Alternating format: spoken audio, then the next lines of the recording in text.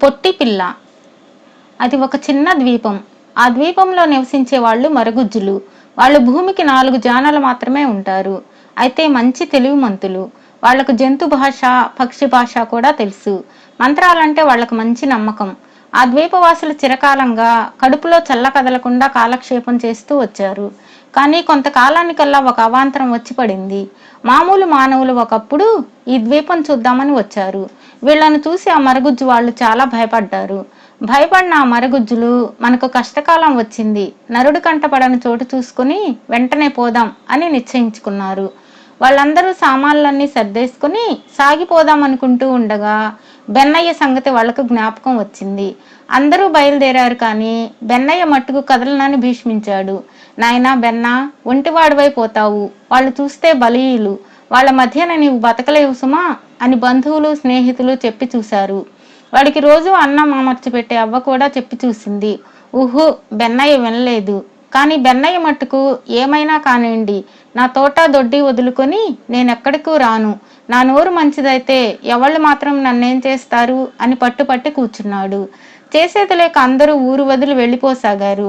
అలా వెళ్ళిపోతున్న బంధుమిత్రులందరూ ఒక్కొక్కళ్ళే బెన్నయ్యతో వెళ్ళి వస్తానని చెప్పడం, బదులుగా బెన్నయ్య సరే మంచిది అనడం, ఇదంతా ఒక పూట పైగా పట్టింది. ఒక్కడు మిగలకుండా ఆ ద్వీపవాసులంతా వెళ్ళిపోయారు. అంతా వెళ్ళిపోతే బెన్నయ్యకు ఏమీ తోచింది కాదు. ఏదో పెద్ద వెలితిగా కనబడింది. ఏమీ తోచక బెన్నయ్య తోటకు పోయి పని చేయసాగాడు. మధ్యాహ్నం అయ్యేసరికి ఇంటికి వచ్చాడు. రోజులాగానే తను వచ్చేటప్పటికి భోజనం సిద్ధంగా ఉంటుంది అనుకున్నాడు. తీరా చూస్తే భోజనం లేదు. వట్టి బొచ్చెలే పడవేసి ఉన్నాయి. ఆలోచన పాలుపోయింది కాదు. పడక గదిలోకి వెళ్ళాడు. పక్క అంతా చిందరవందరగా ఉన్నది. ఇది పని కాదని బెన్నయ్య వంట చేసుకుందాం అనుకున్నాడు. బియ్యం కడిగి పొయ్యి మీద పెట్టాడు. తయారయ్యేటప్పటికి చాలాసేపు అవుతుంది కనుక అప్పుడే వచ్చేయచ్చు కదా అని మళ్ళీ ఒకసారి తోటకు వెళ్ళాడు. వాడు తిరిగి వచ్చే లోపల అన్నం అడుగంటి మాడి బుగ్గయి కూర్చుంది. ఆకలికి తాళలేకపోయాడు బెన్నయ్య. ప్రాణం విసుగెత్తింది. కాసిని మంచినీళ్లు తాగి పడుకున్నాడు. ఇలా కాదు, రేపు పొద్దుటి నుంచి ఏం చేస్తానో చూసుకో అనుకున్నాడు తనలో తను. అనుకున్నాడే కానీ వంట సాగలేదు. మర్నాటి నుంచి కాయా కసురు తిని కాలక్షేపం చేయసాగాడు. ఒకవేళ వంట తలపెట్టినా కుండలు మూకుళ్ళు బద్దలయ్యేవి కానీ సవ్యంగా పని జరిగేదే కాదు. చివరకు బెన్నయ్య విసిగి వేసారిపోయాడు. బెన్నయ్య ఆకటి పొట్టతో ఉంటే అవతల తోట పని సాగేది కాదు. బెన్నయ్యకు బెదిరి పుట్టి గుండె నిబ్బరం సడలింది. ఒక రోజున వాడు విచారంగా కూర్చున్నాడు. అలా కూర్చుని ఉండగా ఎదుట గుబురుగా పెరిగిన ఒక పొదలో 2 చుక్కలు మెరిశాయి. ఇదేమిటా అని తేరి చూడగా ఆ మెరిసే చుక్కలు ఉడతమ్మ కన్నులని తెలుసుకున్నాడు. ఉడతమ్మ గభీమని యువతలకు వచ్చింది. ఏమయ్యా బెన్నయ్య, ఎందుకు ఈ విచారం అని అడిగింది. ఏం చెప్పను ఉడతమ్మ, మా వాళ్ళు ఎదుట ఉన్నన్నాళ్ళు వాళ్ళ విలువ తెలిసింది కాదు. ఇప్పుడు ఒక్కడిని ఇక్కడ ఉండి నానా పాటలు పడుతున్నాను అన్నాడు. బెన్నయ్య బాబు, ఎన్నాళ్ళు ఇట్లా ఉండడం, చక్కటి పిల్లను ఓ దాన్ని చూసి కట్టుకోక ఎందుకు ఈ తిప్పలు అంది ఉడతమ్మ. ఉడతమ్మ ఇలా అనగానే బెన్నయ్యకు లోగడ వాళ్ళు చెప్పిన మాటలు జ్ఞాపకానికి వచ్చాయి. ఒరే బెన్న, నువ్వు ఒక ఇంటివాడివైతే మాకు చూడాలని ఉందిరా అన్నప్పుడల్లా బెన్నయ్య చచ్చినా పెళ్ళాడను, పెళ్ళాడితే పెద్ద యాతన అని చెప్పేవాడు. బెన్నయ్య ఈ విధమైన పూర్వగాథ తలపోసుకుంటూ ఉండగా ఉడతమ్మ కొడుకు ఉరకలేసుకుంటూ అక్కడికి వచ్చాడు. అమ్మా అమ్మా, చెట్టు కింద ఎవరో ఒక అమ్మాయి పడిపోయింది, రా రా అని పిలిచాడు. ముగ్గురు బయలుదేరి అక్కడికి వెళ్లారు. అక్కడ పువ్వుల మొక్కల లోపల ఒక చిన్నారి బాలిక పడి ఉన్నది. ఆ బాలిక ముఖం మల్లె పువ్వులాగా తెల్లగా ఉన్నది. దాని పాల బుగ్గలు గులాబీ రంగుతో మెరిసిపోతున్నాయి. ఎటు చూసినా ఆ పిల్ల అందాలు చిందుతూ ఉంది. పాపం, ఈ అమ్మాయి ఎందుచేతనో పడిపోయింది, దీనిని ఇక్కడ వదిలేసిపోతే ఎలా అంది ఉడతమ్మ. ఉడతమ్మ కొడుకు ఆ పిల్లను లేవదీద్దామని ఎత్తుకోబోయాడు. వాడి వల్ల కాలేదు. అప్పుడు బెన్నయ్య ఆ అందాల పిల్లని ఎత్తుకున్నాడు. అంతా కలిసి బెన్నయ్య ఇంటికి వచ్చారు. ఆ అమ్మాయిని చాప మీద కూర్చోబెట్టారు. ఉడతమ్మ విచారంతో తల ఊపి, ఈ పిల్లకు ప్రాణం ఉన్నట్టు లేదు అన్నది. శ్వాస ఆడుతుందో లేదో అని బెన్నయ్య పిల్ల ముక్కు కింద వేలు పెట్టాడు. ఉడతమ్మ చెప్పింది చివరకు, అవునయ్య బెన్నయ్య బాబు, ఇది నిజమైన మనిషి కాదు సుమా, మనిషి బొమ్మను ఎవళ్ళో మరిచిపోయి వదిలేసిపోయారు అన్నది. బెన్నయ్య ఆ బొమ్మలోని అందం అంతా పరిశీలించాడు. సిగ్గుపడుతూనే దాని బుగ్గలు నిమిరాడు. పట్టుకుచ్చులాగా నిగనిగలాడే దాని తలను తడిమాడు. ఈ అమ్మాయి పేరేమిటో అని ప్రశ్న వేశాడు. అన్నట్టు ఇది బొమ్మ కదూ అని అనుకొని మళ్ళీ నాలుక కరుచుకున్నాడు. దీనంగా చూస్తూ ఉడతమ్మ ఉడతమ్మ, మంత్రం వేసి ఈ బొమ్మను మనిషిగా మార్చే మొనగాళ్ళు ఎవరైనా ఉన్నారా?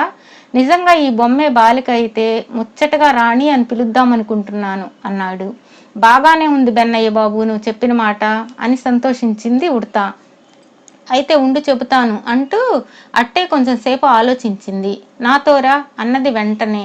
వాళ్ళు కలిసి వెళుతూ ఉండగా చీకటి పడింది. ఆ చీకట్లో భయంకరమైన పెద్ద తల ఒకటి వాళ్ళకి ఎదురు వచ్చింది.